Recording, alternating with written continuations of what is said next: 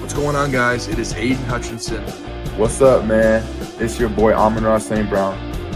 What's going on, Coach Dan at Lions Talk Live and the Blue Crew? This is Ball Hawk, fought to another farmer of the Detroit Lions. Everybody make sure you help support the YouTube channel, Lions Talk Live, by clicking that like and subscribe button. Let's get it and go Detroit. Greetings and salutations to everyone out there in YouTube land. This is Dan Skipper, offensive weapon for the Detroit Lions. Make sure you all help support Lions Talk Live, Coach Dan, by clicking on that like and subscribe button. Everybody. Woo! Well, greetings and salutations, everybody out there in YouTube land. I am your host once again, Dan Thornton, and I want to thank you all for joining us here today, Saturday. You know, it is 9:30 a.m. Eastern Standard Time, and we've got a couple of experts going to come in, a couple of Lions content creators going to join us here in a minute. As we all know, we put out a video yesterday, the day after the Thanksgiving Day game for the Detroit Lions. I didn't really want to put the video for the incident in yesterday's video just because I didn't want to YouTube or Google getting all over my butt, but I was like, you know what, so many of you guys reached out and asked to play it. We're going to do just that. So let's bring on our two special guests. Both you guys probably all know them, Johnny Gaz Sports, and then Mike Hutch Jr. Let's bring him on.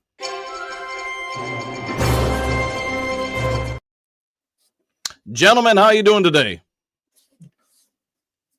Can you hear me? Yeah. Okay. All right, let's go ahead and get right to it because we know we got a packed house here. Let's get right to it. With this is going to deal with Jameson Williams.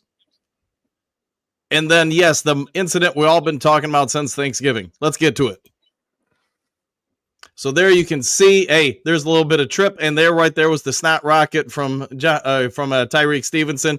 Anybody who's, hey, especially if you've worked in the lawn industry or maybe driveway sealing industry, this is a common thing where people, hey, sometimes they can't really touch their face as much. They just let one fly. When I watched this happening, I said to myself, man, Tyrique Stevenson not only got away with the trip, but then also, you know, gave Jameson Williams a little bit extra.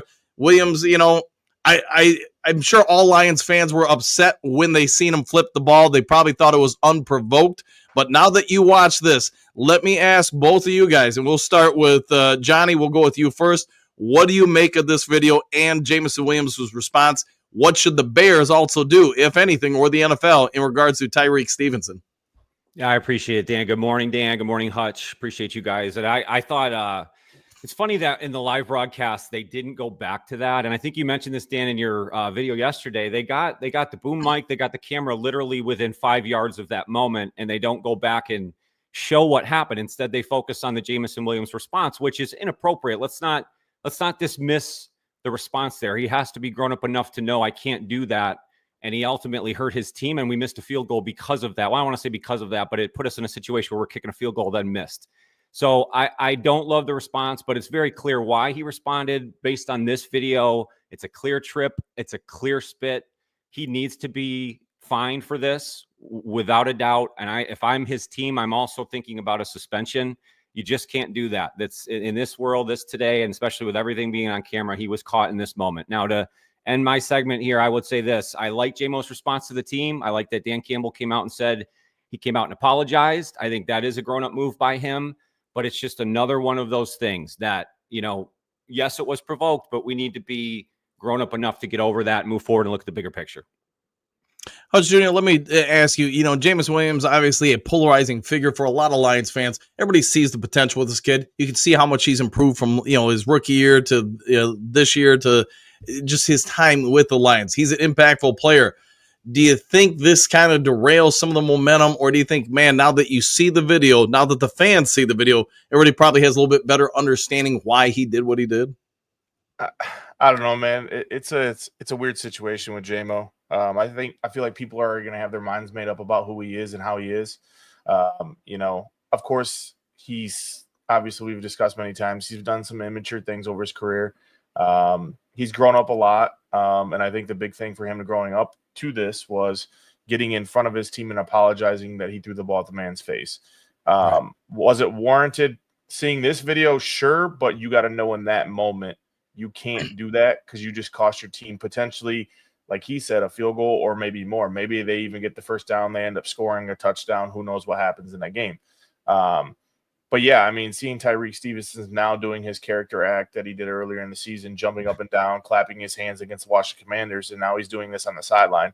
And I don't know, I was actually watching the NFL 22 Plus video.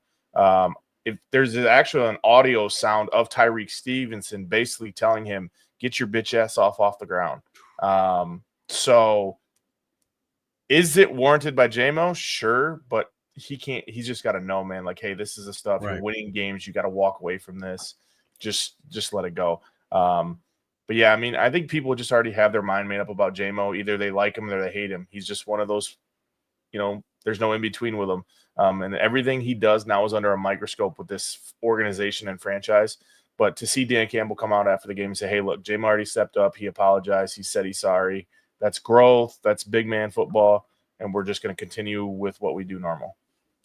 So I know I mentioned it yesterday. Just to reiterate something, you can see if you replayed this video, and here I'll do it here.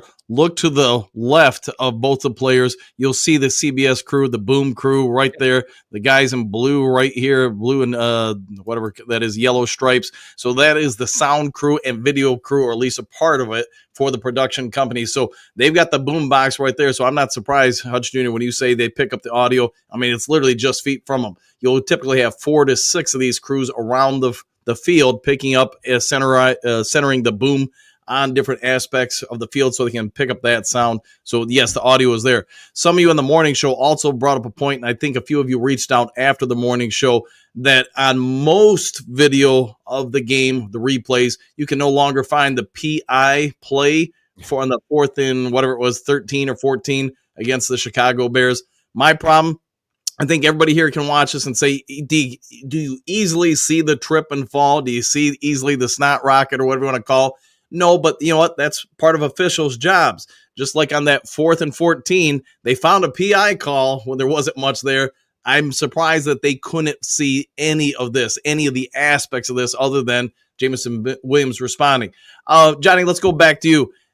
The Bears just got rid of their coach. Do you think the organization needs to step up here and say, hey, we can't allow our players to do anything like this? Because one, in my opinion at least, it incites a possible retaliation from the other teams.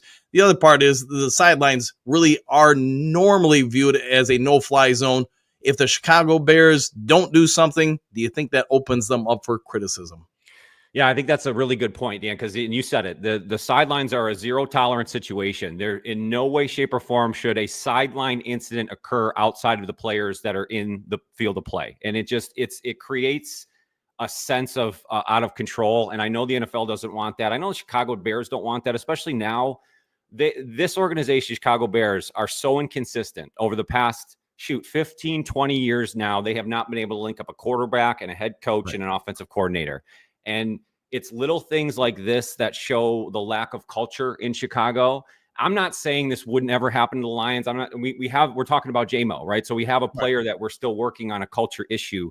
But in a bigger general sense, in a bigger picture, you have to take care of these little things so that the bigger culture becomes at the forefront. I know that's what Chicago fans are looking for. I know that's what they want out of their organization. In a big picture sense, they actually played really well in that game, and they should have won. And it's not this that caused them to lose, but it's little things like this that add up that cause you to lose games. And it's just that's where I would leave it, Dan. They have to clean this up. They have to make an example of him. Hutch Jr., let's go back over to you real quick before we end the video.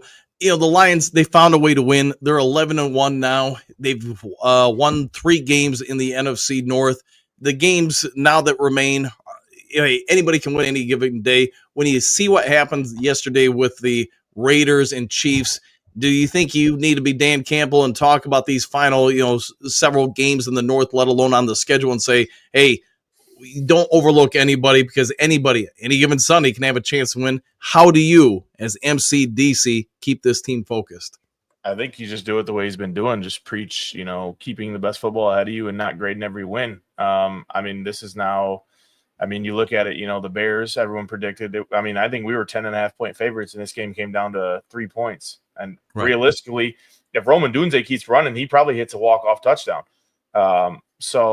yeah, I think MCDC's got these guys going, not looking ahead, but just kind of looking game by game and game. And it just sucks that the Lions are having their best season ever, and there's just no breathing room because the NFC is so good. And unfortunately, you're just probably going to have to win out and hope, one of these teams lose and just do your job and not worry about what's behind you.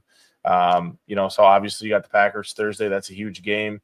And we're a little bit depleted, but we got outside of Rodrigo, we got some pretty good, news on Pascal and Levi. And then signed a couple pieces. So I think Brad and Dan know what they need to do. And I think the players know what they need to do. And I think they're doing a great job because, I looked at it after that flag, man, I was like, oh my God, this is going to be those games where we lose. And you know what? The football gods helped us. Maybe we got some black voodoo magic that the Chiefs got as well. So, but yeah, no, I think Dan Campbell's preaching to him, hey, don't look at anybody lightly because it's the NFL. These guys are still pros. They can beat anybody on anybody. I mean, look at that game yesterday. Raiders probably should have won that game. And it was just weird what happened. I don't know if it was a false start, a bad alignment, whatever it was. But I just think they continue to do what they do, keep winning games. I think the offense is going to have to step up a little bit, with some of these injuries going down, and just keep playing Lions football, man. Be physical, just make sure, hey, we got our, players' backs and stuff like that. So, but yeah, this is a disgusting video. I figured something happened on the sideline because I just don't see JMO reacting like that. And now seeing the trip and that is, I don't know, this isn't the first thing Tyrique's been. You can go back to his Miami days and there's been things that he's done. So adds a little context to it, doesn't it? He's got he really does. Long history of issues, that guy. Yep. Right. All right, let's wrap this one up. Johnny, why don't you go ahead and tell us all about your great channel, all your content, where people can find you and support you. I appreciate you, Dan. Is it funny to watch the Chiefs players walk off like this in a win? We did it again. It's incredible. I appreciate you, Dan. Thank you for having me. Johnny Guest Sports. We just came out with a highlight reaction video and grades from this most recent Thanksgiving Day game. Just a ton of stuff, but I pull so much good information from Dan Thornton and Lions Talk Live. So make sure to like, subscribe, hit up Dan. He is the best. Thank you so much, buddy. Thanks for that. All right. Hutch Jr., tell us all about you, man. Yeah, Dan, thanks for having us again, man. Appreciate always being on. Obviously, you guys can catch me on here. Find me on Twitter with all the Lions news updates, things like that, at the one and only Hutch Jr. And then catch my Vibe Radio, cmv.com. You can find me on there as well. All right, guys, we'll go ahead and get out of here. I'll work on probably one or two more video guys for you guys later today. But if you haven't yet subscribed to Lions Talk Live, please consider doing so. Also, if you're checking on out, hit that thumbs up button. That like button helps everybody out. Go over to these guys' channels, show some support, show some love. Other than that, take care, be kind, do something nice for somebody you don't know. See you guys all in the next Lions Talk Live. Take care, everybody. Excuse me, sir, would you... Donations to Reverend Moon? Jews for Jesus? Read about Jehovah's Witness? How about Buddhism? How Jerry's kids? Oh, yeah. Scientology? Or nuclear power?